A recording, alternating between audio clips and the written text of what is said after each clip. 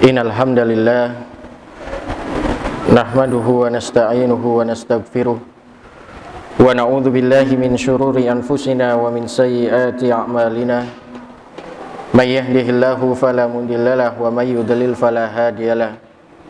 Asyhadu an la ilaha illallah wahdahu la syarikalah wa asyhadu anna nabiyyana qurrata a'yunina Muhammadin sallallahu alaihi wa sahbihi wa sallam tasliman katsira. Qala Allah Ta'ala fil Qur'anil Karim, a'udzu billahi minasyaitonir rajim. Ya ayyuhalladzina amanu taqullaha haqqa tuqatih wa la tamutunna illa wa antum muslimun. Ya ayyuhan nasu taqu rabbakumul ladzi khalaqakum min nafsin wahidah wa khalaqa minha zawjaha wa batha minhuma rijalan katsiran wa nisaa'a wattaqullaha alladzi tasaaluna bihi wal arham innallaha kana 'alaikum raqiba. Ya ayyuhalladzina amanu taqullaha wa qulu qawlan sadida yuslih lakum a'malakum wa yaghfir lakum dhunubakum wa may yuti'illaha wa rasulahu faqad faza fawzan 'azima. Amma ba'd, fa inna asdaqal hadithi kitabullah wa khairul hadi Muhammadin sallallahu alaihi wa sahbihi wa sallam wa syarrul umuri muhdatsatuha fa inna kulla muhdatsatin bid'ah wa kulla bid'atin dhalalah wa kulla dhalalatin finnar. Ma'asyiral muslimin, sidang salat Jumat yang dimuliakan oleh Allah Subhanahu wa taala. Pertama-tama marilah kita senantiasa memanjatkan rasa puji dan syukur kita kehadirat Allah Subhanahu wa taala. Yang mana Allah Subhanahu wa taala telah memberikan begitu banyak kenikmatan serta rahmat dan hidayahnya kepada kita semua. Dimulai kenikmatan dibangunkannya kita dari tidur malam kita oleh Allah Subhanahu wa taala. Ini merupakan nikmat yang paling besar yang harus senantiasa kita syukuri. Dan nikmat ini juga ma'asyiral muslimin yang ditakutkan oleh sahabat yang mulia, sahabat yang besar Ali radhiyallahu anhu ajma'in. Hal yang paling aku takutkan adalah manakala Allah Subhanahu wa taala memberikanku kesempatan tidur di malam hari, namun di keesokan harinya Allah Subhanahu wa taala tidak memberikanku kesempatan untuk kembali hidup dan menjalankan aktivitas sebagaimana aktivitas-aktivitas yang kami jalani manakala sebelumnya. Kemudian yang kedua, kenikmatan berupa kesehatan, keimanan dan juga ketakwaan kepada Allah Subhanahu wa taala. Semua nikmat iman ini ma'asyiral muslimin punya kata kunci yang kita sebagai seorang muslim wajib dan juga harga mati kalau kita harus senantiasa mengikhlaskan diri beribadah kepada Allah Subhanahu wa taala dengan semurni-murninya ibadah. La ilaha illallah, la ma'buda bihaqqin illallah. Yang kata para ulama, bukan tiada Tuhan selain Allah, melainkan makna yang benar dari la ilaha illallah adalah la ma'buda bihaqqin illallah. Tidak ada sesembahan yang berhak kita ibadahi dengan benar kecuali Allah Subhanahu wa taala. Kemudian yang kedua, ma'asyiral muslimin, salawat dan salam senantiasa kita curahkan penuh dengan rasa cinta dan rindu kepada satu-satunya manusia terbaik, manusia yang dengan diutusnya beliau kita bisa tahu mana halal mana haram. Dengan diutusnya beliau kita terbebas dari masa jahiliyati juhala, dari masa kebodohan, dari masa kesyirikan menuju masa ketauhidan yang ikhlas beribadah kepada Allah Subhanahu wa taala. Beliau adalah baginda Nabi Muhammad sallallahu alaihi wasallam. Mudah-mudahan salawat ini ma'asyiral muslimin senantiasa kita curahkan, kita utarakan kepada Rasulullah sallallahu alaihi wasallam beserta para sahabatnya, keluarganya, wabil khusus mudah-mudahan kita yang tetap istiqamah mengaku sebagai umatnya biidznillah kelak dengan izin Allah Subhanahu wa taala mendapatkan syafaat dari Allah Subhanahu wa taala. Ma'asyiral muslimin, sidang salat Jumat rahimani wa rahimakumullah. Ada sebuah hadis dari Nabi sallallahu alaihi wasallam. Kata Nabi sallallahu alaihi wasallam, ittaqu dzulma fa inna dzulma dzulumatun yaumal qiyamah. Wahai umatku, wahai pengikutku, perhatikan dan kasih tanda petik dari ucapanku ini. Takutlah kalian terhadap sebuah kezaliman. Fa inna dzulma dzulumatun yaumal qiyamah. Karena kezaliman itu kelak nanti pada hari kiamat akan datang berupa kegelapan. Kemudian para sahabat bertanya, "Ya Rasulullah, siapakah di antara kami ini yang menzalimi diri kami?" Apa kata Nabi sallallahu alaihi wasallam? "La, bukan itu yang aku maksud. melainkan kalian harus senantiasa perhatikan setiap perbuatan-perbuatan atau perilaku yang kalian kerjakan di dunia ini, manakala kalian mendolimi saudara kalian, saudara muslim kalian, kalian harus ingat ada konsekuensi, dan semua dari perbuatan-perbuatan serta perilaku itu nantinya pasti akan ditanya dan diminta pertanggungjawaban oleh Allah Subhanahu wa taala. Masyiral muslimin rahimani wa rahimakumullah. Dalam hadis yang lain juga disebutkan, dalam hadis qudsi, kata Nabi sallallahu alaihi wasallam, Allah Subhanahu wa taala berfirman, "Ya ibadi, inni haramtu dzulma ala nafsi wa ja'altuhu bainakum muharrama." Wahai umatku atau wahai hambaku, sesungguhnya aku telah mengharamkan kezaliman di tengah-tengah kalian, dan juga aku mengharamkan kezaliman atas diriku, maka janganlah kalian saling berbuat zalim, fala tadzalamu, karena perbuatan zalim itu dapat menjerumuskan seseorang masuk ke dalam api neraka. Masyiral muslimin rahimani wa rahimakumullah. Perbuatan zalim, masyiral muslimin, adalah menempatkan sesuatu bukan pada tempatnya. Kezaliman ini, masyiral muslimin, sesuatu yang harus senantiasa kita waspadai. Karena kezaliman ini, masyiral muslimin, adalah salah satu dosa di antara dosa-dosa besar yang lainnya yang dapat menjerumuskan seseorang itu masuk ke dalam api nerakanya Allah Subhanahu wa taala. Dan dosa kezaliman ini, ma'asyiral muslimin, bukan hanya urusan kita zalim pada Allah Subhanahu wa taala, tapi justru yang bisa memberatkan kita perbuatan zalim ini adalah manakala kita berbuat zalim terhadap atau menyangkut hak orang lain, yang mana kalau kita ingin diampuni dosa-dosanya, selain bertaubat dan beristighfar mohon ampun pada Allah, maka kita juga harus mencari ridha atau permohonan maaf ataupun yang lainnya adalah kehalalan dari orang yang kita zalimi. Ma'asyiral muslimin rahimani wa rahimakumullah. Tentang dosa kezaliman ini, ma'asyiral muslimin, diancam oleh Allah Subhanahu wa taala di dalam Al-Qur'anul Karim surat Al-Furqan ayat yang ke-19. Allah berfirman, "A'udzubillahi minasyaitonir rajim. Wa man yatslimu minkum nu'dilu 'adzaban kabira." Perhatikan, yaitu barang siapa di antara kalian yang berbuat zalim, maka perhatikanlah azabkulah sangatlah besar. Ma'asyiral muslimin rahimani wa rahimakumullah. Kalau saat ini kita tahu kezaliman-kezaliman yang kita kerjakan atau kezaliman-kezaliman yang pernah kita lakukan, maka saat ini manakala Allah Subhanahu wa taala masih memberikan kita kesempatan untuk bertaubat, maka segera bertaubat. Kata Nabi sallallahu alaihi wasallam, "Kullu bani Adam khata'u wa khairu khata'ina tawabun." Setiap kita ini, ma'asyiral muslimin, setiap anak cucu Adam pasti pernah berbuat salah, pasti pernah berbuat dosa. Mustahil antum duduk di hadapan saya tidak pernah berbuat salah sebagaimana saya, ma'asyiral muslimin. Tapi sebaik-baik orang berbuat salah, sebaik-baik orang yang berbuat dosa dan maksiat kepada Allah Subhanahu wa taala adalah yang beristighfar dan mohon ampun pada Allah Subhanahu wa taala. Mengapa, ma'asyiral muslimin? Karena perbuatan zalim ini adalah perbuatan yang dapat merugikan seseorang.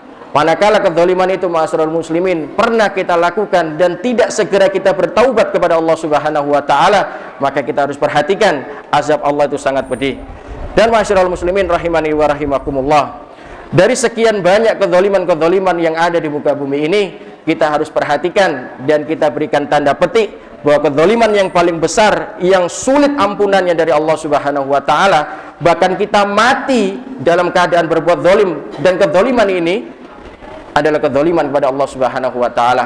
Allah Subhanahu wa taala berfirman dalam surat Al-Luqman ayat yang ke-13, "A'udzubillahi minasyaitonir rajim. Ya bunayya la tusyrik billah, inna syirka ladzulmun adzim."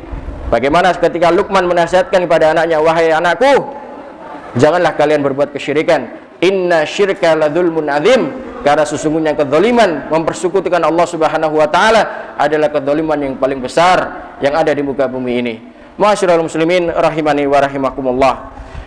Sebab diantaranya kezaliman-kezaliman yang ada di muka bumi ini, setelah kezaliman kepada Allah Subhanahu wa taala, tentu pelakunya akan mendapat kerugian fid dunya wal akhirah, manakala dia hidup di dunia maupun kehidupan di akhirat.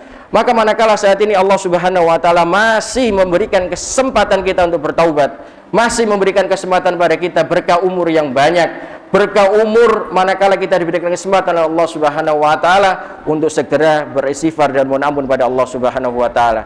Kalau kezaliman itu menyangkut hak orang lain, kezaliman itu menyangkut saudara kita, maka selain kita beristighfar mohon ampun pada Allah Subhanahu wa taala, maka kita juga harus mencari ridha orang yang kita zalimi. Dan di antara sebab-sebab itu, ma'asyiral muslimin, ada beberapa keburukan dan kerugian yang akan menimpa seseorang yang melakukan kezaliman. Di antaranya yang pertama adalah, ma'asyiral muslimin, adalah mendapatkan kerugian di hari kiamat. Suatu ketika Nabi Shallallahu Alaihi Wasallam menanyakan kepada para sahabatnya, siapakah orang yang paling rugi nanti di akhirat nanti? Kemudian kata Nabi Shallallahu Alaihi Wasallam, yaitu kami yang tidak membawa emas, berlian ataupun perak. Kata Nabi Shallallahu Alaihi Wasallam, bukan itu orang yang zalim, bukan itu juga orang yang mendapatkan kerugian pada hari kiamat, melainkan orang yang merugi nanti pada hari kiamat manakala dia membawa seluruh amal ibadahnya, membawa seluruh amal kebaikannya, tapi manakala dia hidup di dunia dia melakukan kezaliman, dan kelak pada hari kiamat akan ditunaikan haknya, akan diambil seluruh amal ibadahnya. Ya Rasulullah, kalau kita tidak punya amal soleh, kalau kita juga tidak punya amal kebaikan, apa yang bisa menebus perbuatan zalim kami manakala hidup di dunia? Apa kata Nabi sallallahu alaihi wasallam? Yaitu seluruh keburukan-keburukan orang yang kalian zalimi akan ditimpakan kepada orang yang melakukan kezaliman. Ma'asyiral muslimin rahimani wa rahimakumullah. Itu kerugian pertama manakala seseorang melakukan kezaliman manakala hidup di dunia. Kemudian kerugian yang kedua, ma'asyiral muslimin, adalah senantiasa manakala dia hidup di dunia ini tidak segera beristighfar dan mohon ampun kepada Allah Subhanahu wa taala, dia senantiasa mendapatkan laknat dari Allah Subhanahu wa taala. Kerugian-kerugian kepada saudara-saudara muslimnya akan senantiasa dijauhkan dari rahmat dan hidayah dari Allah Subhanahu wa taala. Ma'asyiral muslimin rahimani wa rahimakumullah. Kemudian yang ketiga, orang yang senantiasa melakukan kezaliman, ma'asyiral muslimin, akan senantiasa dihantui, akan senantiasa dimomoi rasa takut doa orang yang terzalimi. Kita harus perhatikan, ma'asyiral muslimin, saudara muslim kita ataupun hak-hak orang lain yang kita zalimi, tidak pernah ada hijab doa diantaranya kepada Allah Subhanahu wa taala. Orang yang kita zalimi, ma'asyiral muslimin, sekali saja dia berucap, sekali saja dia berdoa kepada Allah Subhanahu wa taala, maka kita harus yakini dan kita harus imani doanya tidak akan pernah tertolak di hadapan Allah Subhanahu wa taala. Ini sebagaimana sabda dari Nabi sallallahu alaihi wasallam, "Wattaqi da'watul muslim fa innahu laisa baina wa bainallahi hijab." Yaitu hati-hatilah kalian terhadap doanya orang-orang yang terzalimi, karena sesungguhnya doa orang yang terzalimi tidak ada hijab di hadapan Allah Subhanahu wa taala. Maka wajar, ma'asyiral muslimin, kalau kita manakala berbuat zalim kepada orang lain, kita melakukan kerugian kepada orang lain, maka kita harus senantiasa waspada. Kapanpun azab bisa menimpa kita, kerugian kapanpun akan menjumpai kita. Tinggal bagaimana manakala kita melakukan kemaksiatan, kezaliman kepada orang lain, bersegera beristighfar dan mohon ampun kepada Allah Subhanahu wa taala. Allah Subhanahu wa taala berfirman, "Wasari'u ila magfiratin min rabbikum wa jannatin arduhas samawati wal ard uiddat lil muttaqin." Dan bersegeralah kalian menuju ampunan Allah Subhanahu wa taala, yang mana Allah Subhanahu wa taala telah menyiapkan surga yang luasnya langit dan bumi, disiapkan bagi orang-orang yang muttaqin, yaitu orang-orang yang bertakwa, tahu manakala dia berbuat salah, tahu bagaimana dia berbuat maksiat kepada Allah dan Rasulnya, dia segera beristighfar dan mohon ampun pada Allah Subhanahu wa taala. Kiranya itu, ma'asyiral muslimin rahimani wa rahimakumullah, tentang kezaliman yang harus senantiasa kita waspadai. Terkadang mungkin kita tidak sadar melakukan kezaliman, terkadang mungkin kita tidak sadar pernah menyakiti hati orang lain, wa na'udzubillah, sampai mengambil haknya orang lain. Bersegeralah kita mohon ampunan pada Allah Subhanahu wa taala dan meminta kehalalan terhadap orang yang kita zalimi sebelum ajal menjumpai kita.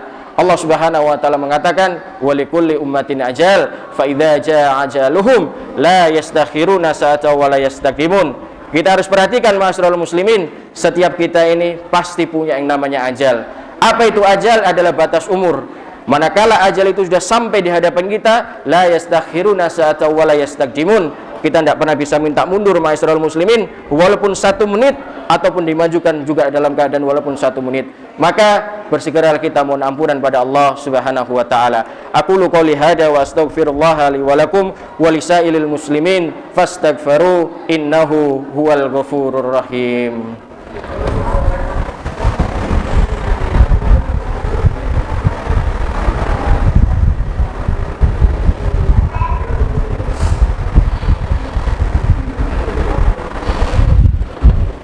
Ahmaduka Rabbi wa ashkuruk.